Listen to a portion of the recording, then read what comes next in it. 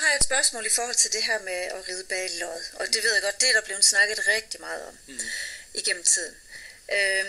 Og så er det egentlig sådan lidt et spørgsmål i forhold til at forstå de her kritikere, som taler rigtig meget omkring det her bag lod, at det bliver så højt belønnet på topplan, at en hest går bag lod, med den viden, der er om, at et bækkenkip, som gør, at hesten skal kunne sætte sig, jo faktisk stort set er umuligt, når hesten er bag lod.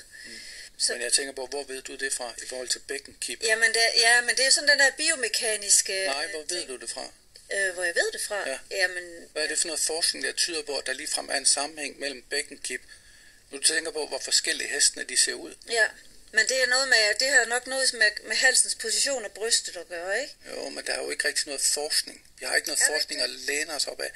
Nej, det er lidt det, og det er jo ikke fordi, jeg kan sagtens følge dig. Jeg kan sagtens følge dig. Og det er bare, når den der hals, den er så presset af brystkassen, den går ned mod jorden. Og der skal vi bare passe på, at vi ikke sætter os selv i den der situation, at vi tror, at en ting er sådan, du ved ikke, at det er skrevet på væggen. Sådan er det. Vi har faktisk ikke rigtig noget forskning, der tyder på.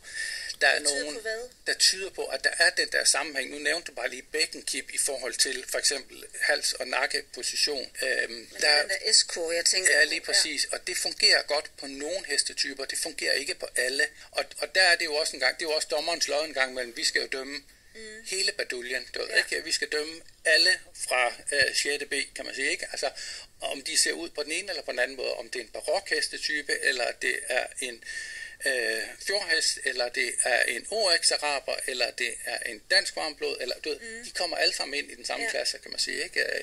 På den måde i dressuren skelner vi jo ikke. Men ja, altså jeg er fuldstændig med på, hvad du siger. Jeg synes også, det er et super relevant spørgsmål i forhold til det her med at ride bag lod. Og det er heller ikke så lang tid siden, at der kom en artikel frem i forhold til det der med, om dommer de honorerer, kan